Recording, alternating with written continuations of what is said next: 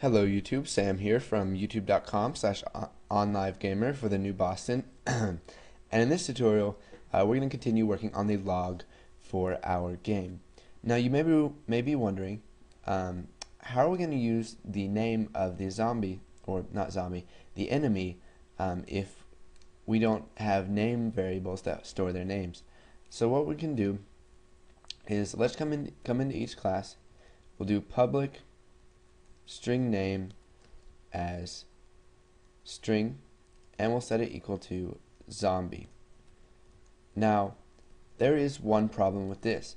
This would seem like a simple solution, but if we come over here to form1.vb, form1.vb, you can see that current enemy is of type enemy, and so anything that current enemy can do, enemy should be able to do too. So if we're calling a current enemy function here, or a method, or a variable, enemy has to contain that variable.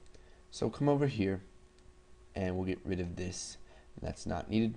So we'll do public string name as string. And you can ignore that thing I was just deleted because I was just experimenting with the code.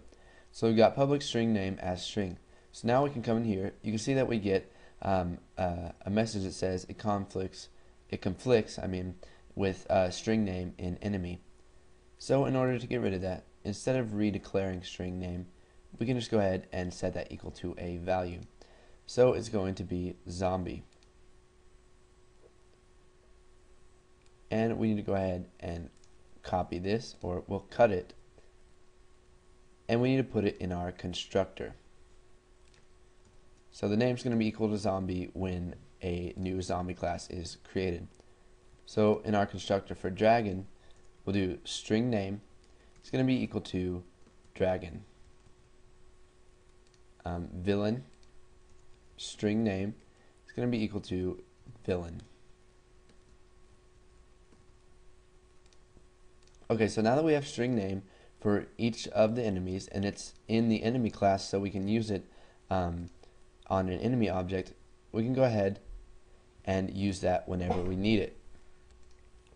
Okay, so now that we've got all this working, we've created our damage arrays. We've used names and some indirection to make it easier to access parts of our program and our variables. What we want to do is go ahead and create one of the logs. Now we have eventlog.vb. Now this isn't just going to automatically open when our program runs. We have to tell it to open, because form1.vb is the form that is run by default, and no other forms will run. So we need to come into form1.vb, and whenever it loads, we need to create a new log. So we'll just declare one of those. So dim new log as new event log,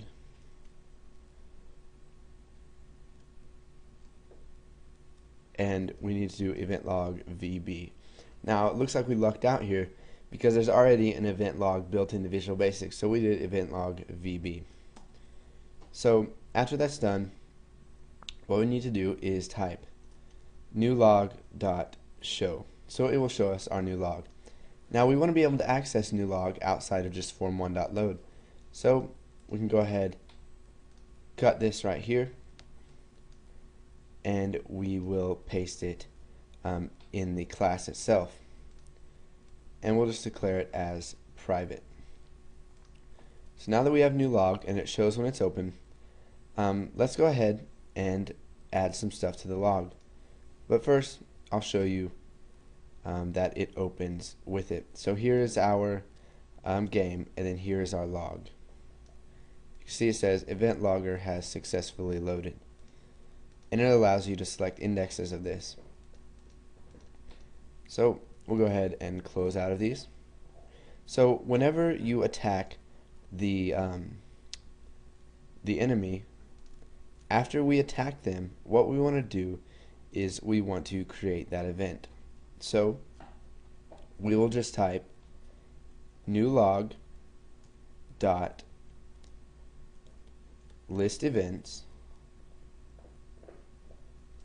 or we don't want list events, we want to do, let's see here, forgot what the name of that is. Add event. So we want to add an event. So new log.add event, and we need an event as a string. So since create event is a function and it returns a string, we can use that as the argument for add event. So we can just add event and we can create event, and then the argument is going to be Popeye.name. Okay, so this might be a little bit confusing to you, but we added an event to our list box, and for the arguments of that we use create event, which is a string because that's a function and it returns a string, and that function requires an argument itself, which is the name of whoever it's making the event for. So we'll do that once more for the enemy attack. So let's see, as soon as it attacks, we want to create the event. But first we have to type new log.add event, and then we want to create an event. So create event, and then we'll do current enemy dot name, or string name. So it's going to create an event based on their name, and it's going to pass that to the add event method in new log. So hopefully we won't get any errors from this. Okay, so here's our game, and I'll just drag the log over here, and if we attack, looks like we got an error here. Okay, so we got a bit of an error there, and I'll tell you why. So whenever Popeye, it adds the log for Popeye, it says hero.attack damage, which is an array of integers, and it uses at index of attack num. Now we can't put an integer into a string, an argument that takes a string, or returning as a string, we can't put an integer in there. So we need to convert that to a string. So this is going to be the number, this is going to be the damage that is returned, which will be an integer, and then we just convert that integer to a string. So we'll do that once more for this one. So current enemy for the attack damage dot to string. So we've converted each of those to a string. Now we'll go ahead and try this one more time. And it says event logger has successfully loaded, and then we can go ahead and attack, and you can see that it says Popeye has used kick for 10 damage, and then zombie has used punch for 10 damage. And let's just use spinach. Now you can see that it says 10 damage right in here. We haven't accounted for in case Popeye uses spinach, and we're going to be learning about that in the next tutorial. See, Popeye uses kick for 10 damage, and then he uses 5. Let's try to get Popeye to use anchor throw. Aha. Popeye has used anchor throw for 15 damage. So what this does is it just logs everything that happens each time one of the users attacks or gets attacked. So we'll go ahead and close out of that.